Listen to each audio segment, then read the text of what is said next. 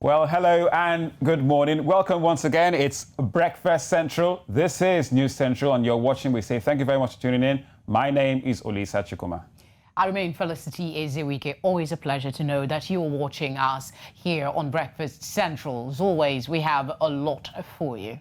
Well, indeed, it's a Thursday, and we're quite happy. The 15th day of April 2021. Lots to run through on the program today, but you can join the conversation and let us know where you are watching from, wherever you are on the continent of Africa. Use the hashtag #NCBreakfastCentral and follow us at News Central TV and head to our website for more. That's www.newscentral.africa. You can also download the News Central TV mobile apps. Yes, it's quite easy. Just head to your Play Store or iOS. A quick rundown on what to expect on the show today. We have some news stories what your attention, and then of course we have the morning tea. It captures some of the newspaper headlines across the continent. Our Impact conversation is also here.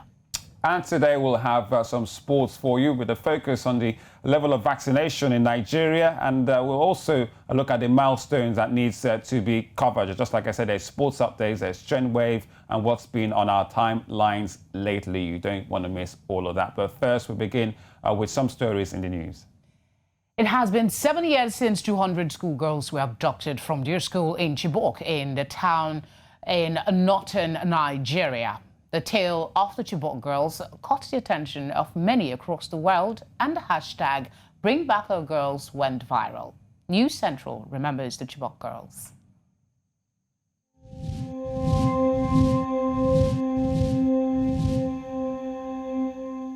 On the 9th of 14th April 2014, 276 mostly Christian female students were kidnapped by a terrorist group, Boko Haram, from the government secondary school in the town of Chibok in Borno State, Nigeria. In the months following the incident, 57 of the schoolgirls escaped, while others were rescued by the Nigerian military forces on several occasions. The kidnapping of the schoolgirls sparked an uproar in Nigeria, and the hashtag #BringBackOurGirls was born. The hashtag soon went viral, and major celebrities and world leaders soon began to identify with it. In May 2016, one of the missing girls, Amina Ali, was found. She claimed that the remaining girls were still there, but 6 had died. Between 2016 and now, at least 90 of the Chibok girls have either escaped or been rescued, while others remain in captivity. Today marks 7 years since the Chibok girls were first kidnapped. We remember the missing Chibok girls. Bring back our girls.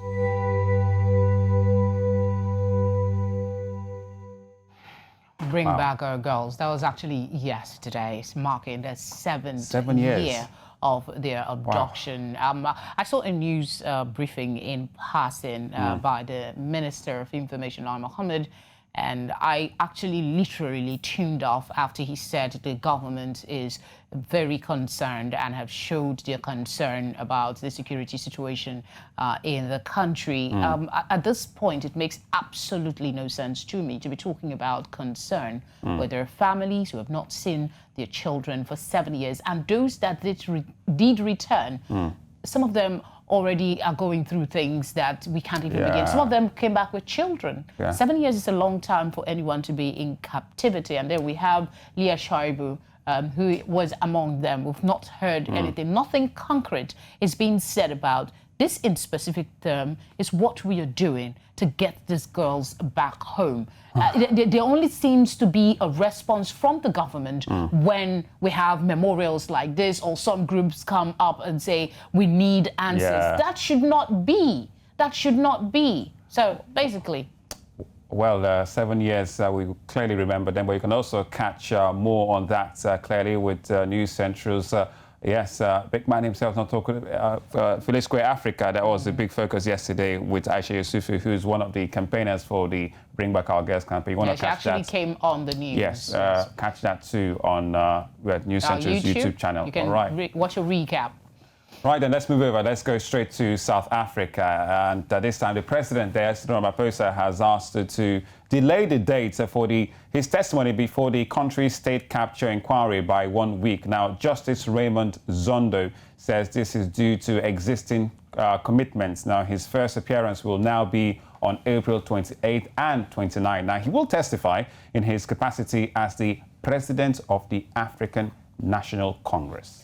Ramaphosa will then appear on May 13 and 14 as the president of the country. On March 24, chairperson of the commission, Justice Raymond Zondo, said Ramaphosa will give evidence as both head of state and ANC president. All right, still more news for you here this time. The Speaker of the ECOWAS Parliament has tasked member states to work towards improving the status of women in the sub-region. Now, Sidi Mohamed Tunis made a call at the opening session of the ECOWAS Parliament, the localized meeting in Monrovia, the capital of Liberia. Tunis said women ought to be carried along in every endeavor concerning governance. He urged parliamentarians to impress on their member states to facilitate women's inclusion in the decision-making process of their countries and ensure they're seen as partners in progress rather than competitors.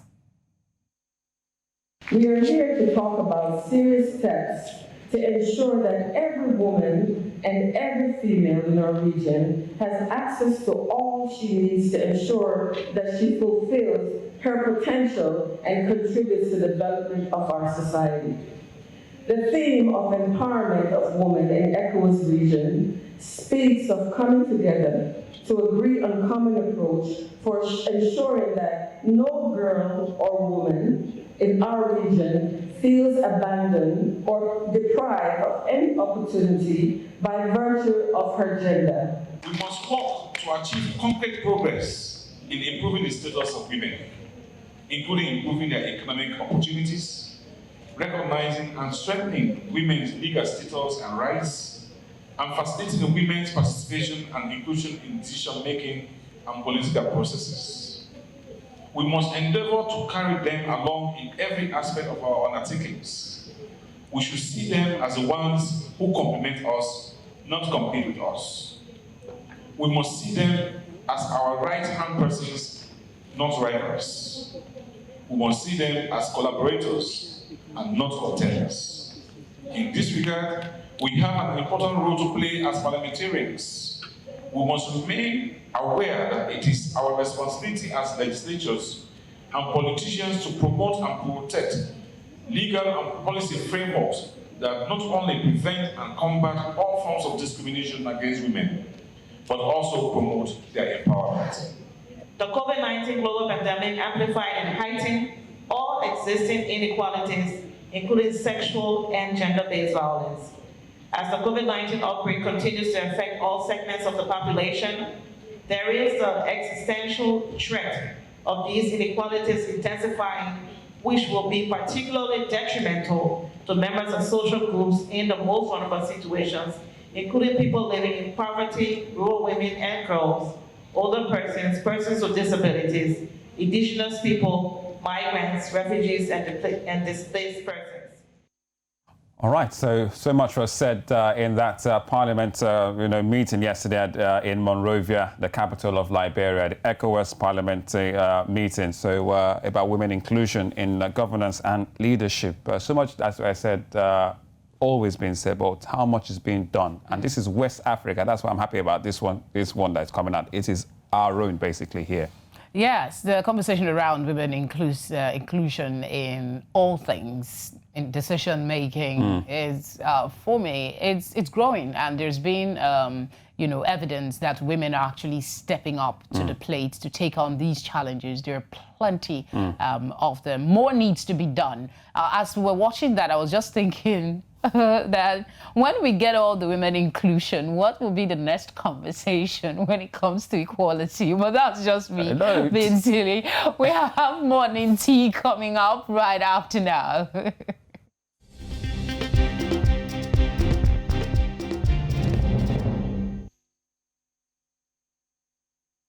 Right then, still Breakfast Central, Olisa and Felicity on a Thursday morning. Let's go straight to it with the morning tea, where we'll look at the papers on the front and back pages of some of the papers across Africa. And we'll start at home in Nigeria with the Daily Times. Yes, let's start in Nigeria, West Africa, with the Daily Times to see what they have for us this morning. And it's quite political. Yes, the fist bumps and the face marks, the Governor Sanwo-Olu there also featuring the front page. So it says, powerful forces stop Sanwo-Olu on Amotekun. Wow.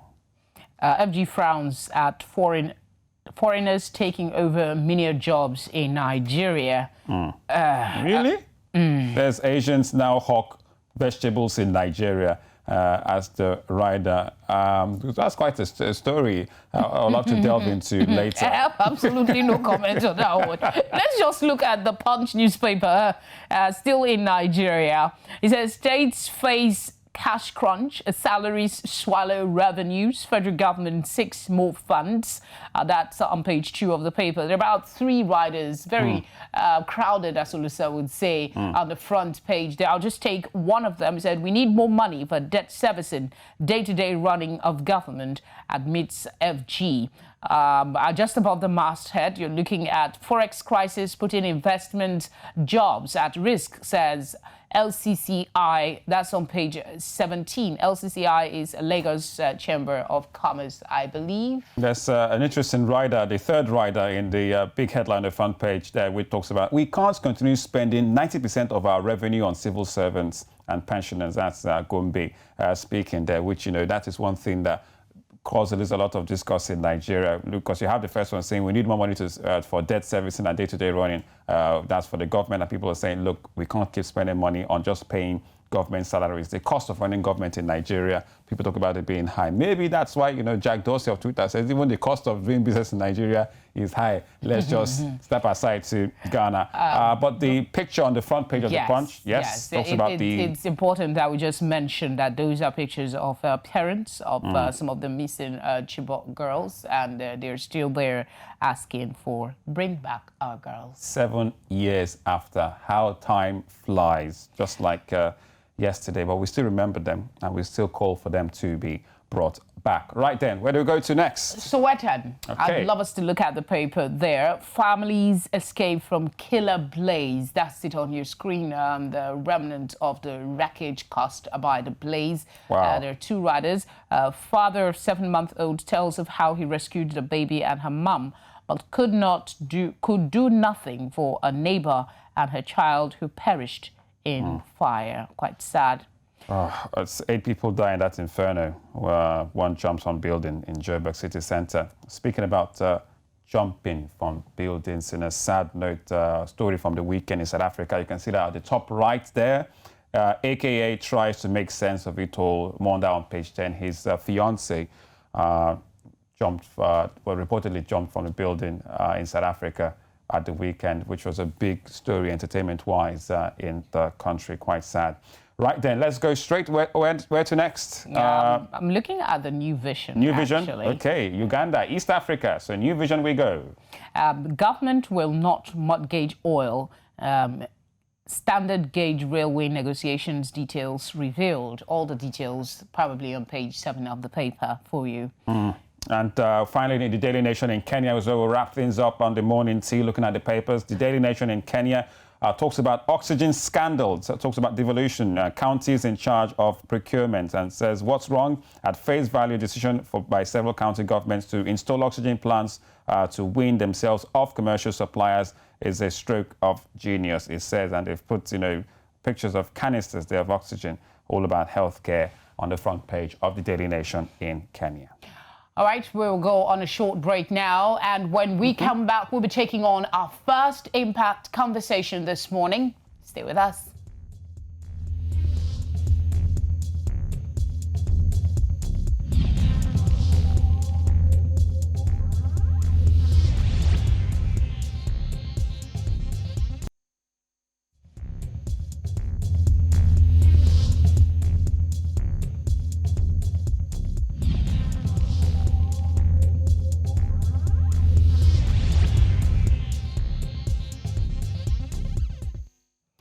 Good to know you're still with us. Breakfast Central here on New Central Television. Okay, so time for us to look at our biggie today, and we're talking vaccination. Some have taken it, some have not. Where are we in Africa? Where are we planning to go? Delivery of vaccines started in February 2021, and most countries in Africa have signed up and received vaccine doses. Now, the program, backed by the World Health Organization, that's WHO, and other multilateral bodies, aims to supply 600 million doses to Africa, enough to vaccinate at least 20% of the population. But the big question is, how far has vaccination gone, even with this quantity in Africa?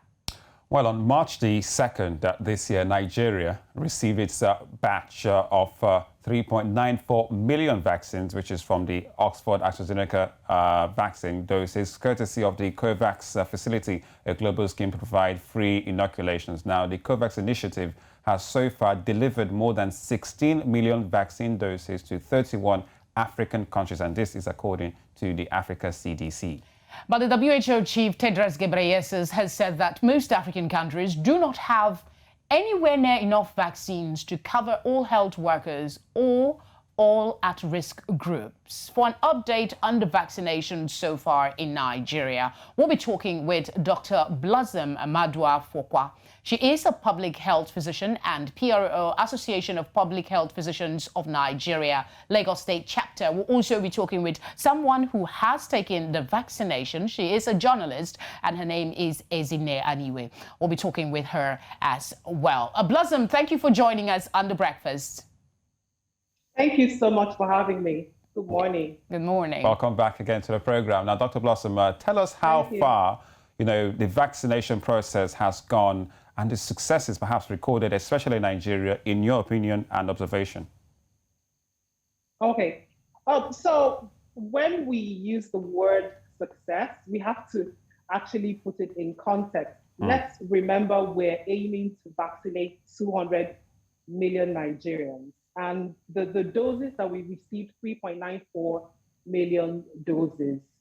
Those doses are enough to vaccinate just 1% of our population if everyone gets 2 doses. So when we say success, we're very far from actually using the word success. If we're going to speak to the actual vaccinations of the doses that we've received, yes, we've made some progress. Some states even more than others. Some states have lagged behind and some states have been more aggressive with their vaccinations. So I would say it's not time for us to do a victory lap yet. All right. You are at a vantage position considering the work that you do. How would you describe the reception? There were some concerns about the vaccine in Nigeria. So far we've started it already. Have you noticed any form of skepticism? What is the reception in Nigeria? Okay, so that's a very great question, because initially, so what we observed was people were hesitant to receive a vaccine initially. But then we saw the power of having our leaders, having prominent individuals publicize their vaccinations. So as that was happening, people began to be more receptive to getting vaccinated. So yes, there was a lot of hesitancy at the beginning, but right now, people are quite open to getting vaccinated. So there has been a lot of improvement. Let me put it that way: improvement in the level of reception among Nigerians. All right. I think this is a good point. This is a good point. You're talking about people, being receptive to it. We've gone out, to just get a bit of a sample of opinions from Nigerians on what they feel about the vaccine. Stay with us. Don't go anywhere, Blossom. We'll be back with you. Okay. My name is Uduakita Ayo. My name is Rosemary. Yeah, I go by the name Bolly Bill. Yes. You've taken the vaccine? Yes. When? You don't take her? No, I've not. Not yet. No, at all. Why should I take it?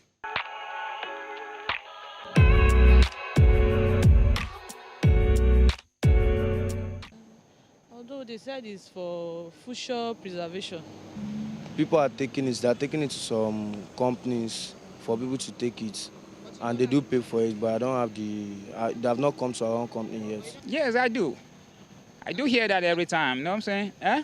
I heard about people taking it. Some people had issues, medical issues. That's one reason why I decided not to take it. It's okay. But although my boss took it, she said it's okay for her. But she asked me to. But because I don't have chance, I will do it. I think my uncle has taken it. No. Not at all. Not at all. No, I don't have it, no. No, not at all. Because I'm fine. Sure, why not? Because I noticed some people are running away from it. They are thinking, COVID-19. I will, my sister. I will. Yes. Nothing. I'm not chance to take it. I will, because my boss asked me to take it. I need to take it. No, I need to take it, but because it protects, it helps. Man, I don't want it. I don't want it. Man, now I'm not going to take that shit.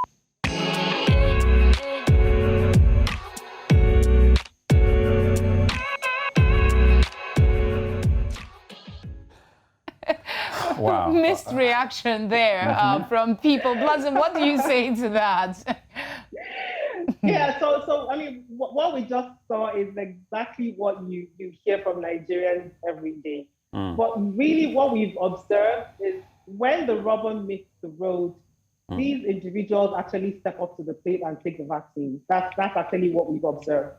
So people will say, oh, I'm not going to take it, I'm not going to take it. But when they see other people around them, so this is almost like peer pressure in a way. So when they see people around them, like the lady that said her boss said she had to take it. So when they see people around them taking it and the people are fine, they now realize, I mean, why shouldn't I take it as well? So there's a snowball effect that we're seeing. All right. We understand that we've received from the COVID, which is the AstraZeneca vaccine that had so much controversy in the last couple of weeks about blood clots. No, we're not going to get into that.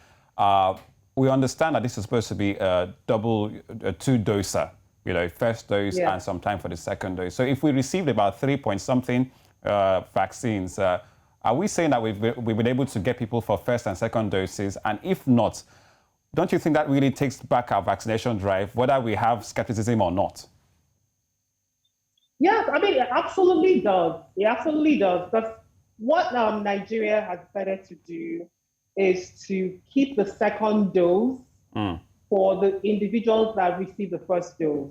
Okay. So the 3.94 million doses will actually vaccinate approximately 2 million people. So what happens is when people they go to their local government areas where the PHCs where these vaccines are being administered, and they tell them, oh, we're not vaccinating anymore, it does have an impact on people's willingness to receive the vaccine. If the vaccines were available and people walked in and they said, oh, you get vaccinated, people will more willingly receive the vaccine. But when they're walking in and they're telling them, we don't have any vaccine for you, so they ask, so when can we come back? And they're not even sure. So that really, really has an impact on vaccine acceptance. Okay. Okay, this is a related question. The AstraZeneca safety concerns that has been raised. We know that the US FDA had said that they're suspending, they're not saying they're not using, but they're suspending it. And we also know that South Africa has done the same thing. What's your thinking as to what action Nigeria should take? I think, can you clarify for us which of these vaccines we're using and which one there are huge concerns over? So we are using the AstraZeneca vaccine. It's a viral vector vaccine, just like the Johnson & Johnson vaccine. So we have found adverse effects related to blood clots in some individuals. But one thing we have to note, for example, the Johnson & Johnson vaccine, they were able to administer, I believe, 7 million doses in the US, and they only had 6 adverse effects. So when you weigh the risk of getting COVID-19, the case fatality rate for COVID-19, that's the number of people that will die out of the people that get COVID-19 is 1 in 100. So when you weigh that to 1 in a million adverse effects, it's still better to get the vaccine than to sit around and wait to see if you'll get COVID-19. So that's the current the current teaching that and the current advice that we're giving to people. And I think that's why a lot of the countries in Europe, even though they put a stop at a point when they reviewed the data, they realized it was better, it was more beneficial to get the vaccine than to sit around and get COVID-19. All right. I'm going to ask you this question, but we will take a short break and come back for your response. I'm going to ask your reaction to South Africa choosing to also stop the use of the Johnson & Johnson vaccine, even though you are saying that, you weigh the risk against, they've not had cases of blood clot. But that is after we come back from this very short break. Stay with us. Okay.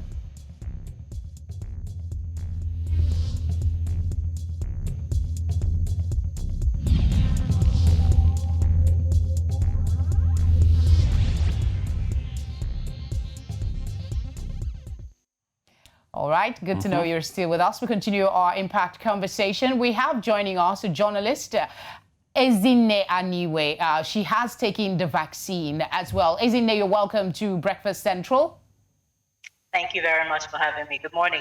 Good morning. All right, we'll come to you in a second, but we did give a question to Dr. Blossom before we went on that very short break. So if you take on the reaction from South Africa, choosing not to go ahead with the vaccination of using Johnson & Johnson dose. Okay, so South Africa has a unique situation. We know there's a South African variant, the B1371 51 variant, which has actually been shown in research to not be as the viral vector vaccines are not as effective against those variants, like the messenger RNA vaccines, the Pfizer vaccine, and the Moderna vaccine. So I think by the time they weighed the adverse events of blood clots in some individuals with the fact that that vaccine is not as efficacious against that variant, I think they made the decision to halt those vaccines. Fair enough. All right. I want to assume Dr. Blossom has had her first dose or perhaps her second dose, but we'll come to Ezinne, who clearly has got her first dose. Ezinne, anyway, good morning. Welcome to Breakfast Central. You're a journalist. Good morning. Yes, you've had your dose, and I believe the first of the coronavirus vaccine as a Nigerian. Tell us about the experience. What was it like? Well, I wanted to get it once I heard about the vaccine. And interestingly, on my program on Dream FM, I work with Dream FM 90.5 in the group.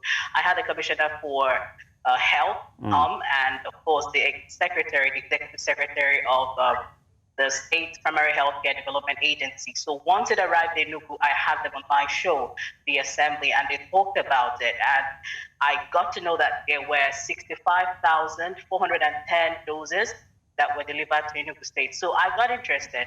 And once it was time for the VIPs to take, because they talked about people taking it in phases. Now, it's not a Nigerian thing, it's a global thing. So after the healthcare workers, then it got to the point where the very important persons should take it so as to influence others to see the need or to have confidence and take it. So I went for it. I went to the office of the agency, or the agency rather. That was where I went to take the vaccine.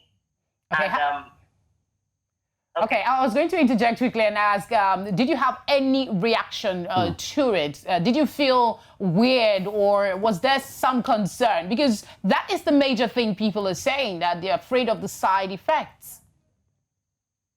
Well, I was made to feel welcome when I came to the office, and interestingly, the health workers that were giving out the jabs or that were giving the injections, they were quite friendly. The first thing that happened was they asked me to fill a form because I didn't fill out the form online, which is one of the things that people who want to get the vaccine should do. So they had to do that quickly for me. I filled the form and they filled out my details online, and I was asked to take a picture, or they took a picture of me first of all before they asked me to give someone my phone to take a picture or video of me getting the jab. I apologize to keep interrupting you, Ezinne, because we're time pressed. So I'll just quickly ask if you had any adverse reaction to the vaccination. It's been a minute you took it. No, Okay. I didn't. The only thing I felt was just the heaviness of the arm. I took it at my left arm, and that was just it at that point. But then I observed that a lady who was there, she said, an elderly lady, she said she felt somehow.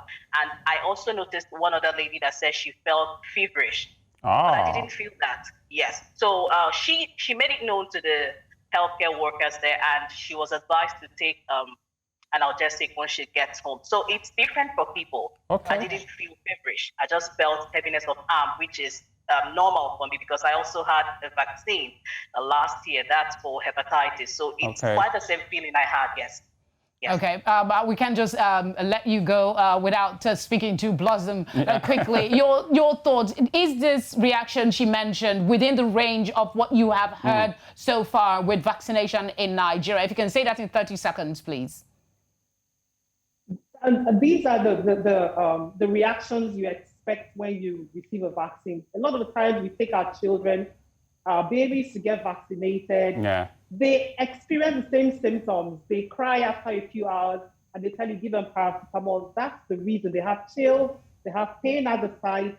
This is normal for every vaccine that you're going to get. All right, Dr. Blossom, thank you so much. I want to confirm again, you've had yours, right, Dr. Blossom, your vaccine? Yes, I have. Yes, I have. As a healthcare worker. Okay. All right, maybe we'll come back to you sometime and talk about that. So both of you have had your vaccines. Wow. Anytime. Both of you have had your vaccines. So we're good. We're good, right, Nigerians? We're fine. We're good. All right, ladies, thank you so much for giving us your time this morning. We appreciate it. Thank you very much. Thank you for having me. Yeah. All right, that was quite lovely, you know. I honestly, I've registered online. I don't know why they have not called me. I'm a journalist. I'm an essential worker. I go out all the time, and I need to be vaccinated. Yeah, but at the same time, just like what Dr. Blossom talked about, the first dose and second dose, because we've not received yet another batch. At least let me get the first dose now. I want to be vaccinated, though. I hug people a lot, so I don't give them COVID in case I have it. Yeah, and the demographic of people, and it does seem like a couple of young people have had it. You know, I was expecting older people to, to be offered it, and it's been finished by now because we've taken care of all our elderly and most vulnerable. Anyway, quite an interesting discourse right here on Breakfast Central.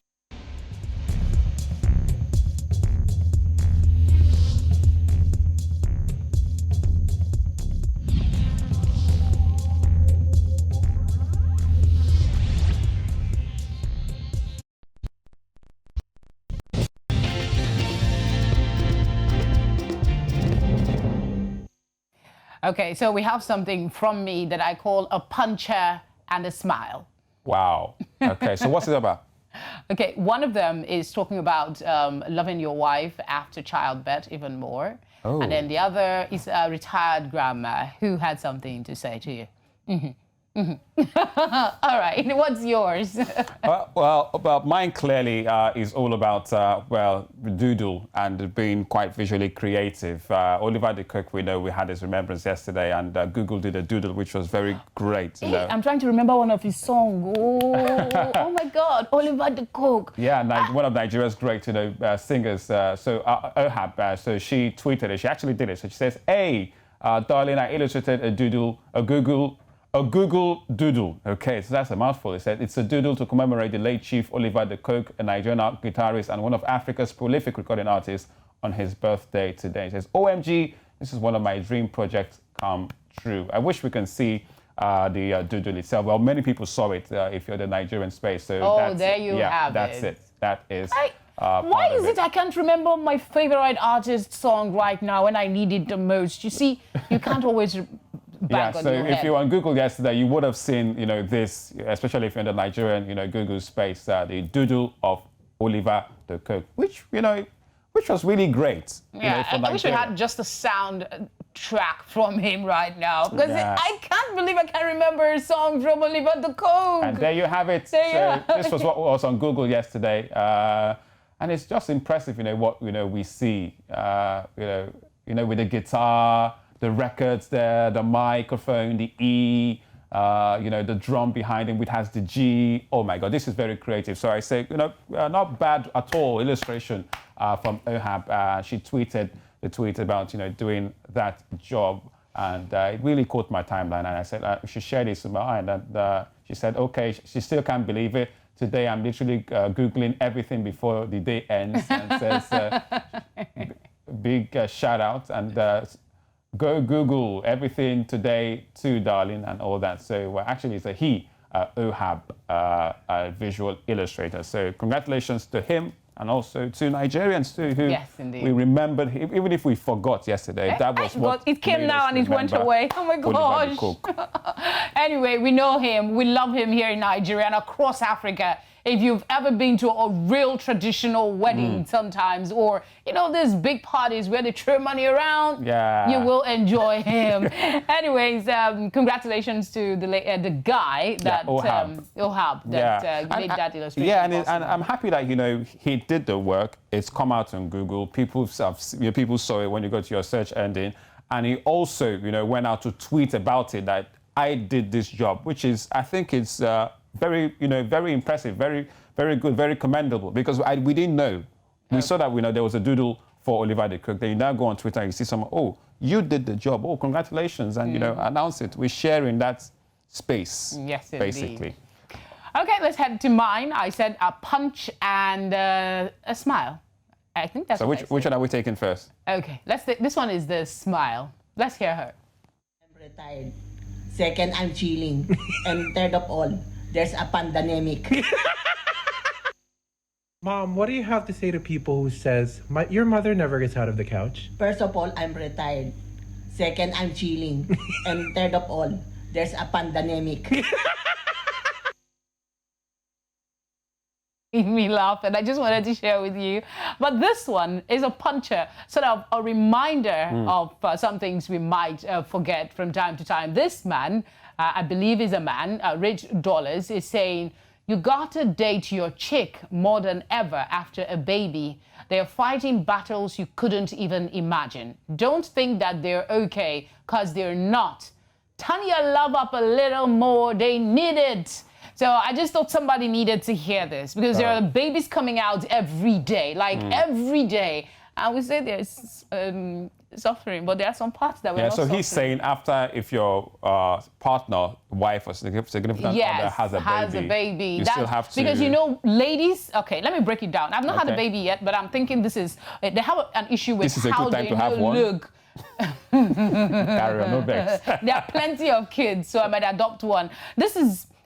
they have problems with how they look, body image, bloated stomach, veins, and all of that. So sometimes they might not be as attractive to some people. Some people find them attractive, others don't. So there's this, and then you have postmortem depression and all of that. So if you have a partner, not necessarily somebody you are married to, but so long as that person is having your child, after that child is born, please, double the love. That's basically what this tweet is about. Double the affection and the attention you give to these people, so they don't get to the point where they feel less about themselves. So for all the ladies that are having babies, come on, you brought a life. Don't let anybody, make you feel less than you are. So that's just it. So basically, for we the guys, we have to make sure that we take them out on a date.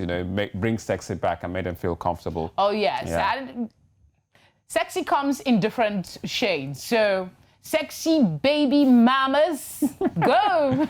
All right, that's it on our timelines this morning. Let's take this one as an outro. Oliver De Coke, since I can't remember a song, I'm hoping that this package we're about to watch has one for you. Oliver De Coke was a legend, is a legend. And we'll see you tomorrow. So enjoy this one. Listen, Felicity will be with you again tomorrow, same time, 8 a.m. West African time. Until then, have yourselves a great Thursday, and we leave you in the hands of remembrance of Oliver De Coke. Bye-bye. Popularly known as Oliver De Coke, was one of Africa's most prolific recording artists. In commemoration of his 74th posthumous birthday, the legendary Nigerian guitarist and high-life musician was honored with a Google Doodle for creating evergreen music. His mastery of guitar, infused into his own style of highlife, actually makes him stand out and then makes him excel in his musical career while alive. I'm so happy that the Google actually found the man, the great musician worthy of recognition. Born in April the 14th, 1947 in Ezenifite, Anambra State in southeastern Nigeria, Oliver De Coke learned how to play the guitar as a teenager. He also studied traditional Igbo music of the region and sukus. Oliver De Coke, who famously infused the modern West African high-life genre with a Congolese-influenced guitar style and the energetic dance element of Igbo music, influenced a lot of young Nigerian artists. Dead or alive, this man lives on. Let's be honest with ourselves. Like I've said about his repertoire of music, it's so deep that I've listened to 4 or 5 new generation of artists, pop singers, sampling some of his songs, or sampling some of his, even maybe his instrumental. So it shows that he has something that is enduring. Most of his songs are evergreen. Recognized as the king of high life in the country for his unique kind of music, he was also awarded an honorary doctorate in music by the University of New Orleans. He was crowned the king of high life by a Yoruba monarch, a respected Yoruba monarch, Alaafin of Oyo. I might not be able to remember exactly the year and date, but I remember that he was crowned by Alaafin of Oyo as the king of high life, meaning that a Yoruba Oba also recognized his importance, his versatility, the depth of his music. So, by and large, I feel so happy that such honor is being extended to Oliver De Coke today. Beginning with his first solo release in 1976, Oliver De Coke's music grew in popularity at home and abroad as he churned out album after album, featuring his masterful guitar work and fresh and African pop throughout his lifetime. His trademark lush and well-groomed beard always stood him out in public, and much later he also made a foray into film acting, featuring in several Nollywood movies. Sadly, the musical legend passed away on the 20th of June 2008 of diabetes-related complications at the age of 61. Oliver De Coke may be dead, but his music lives on.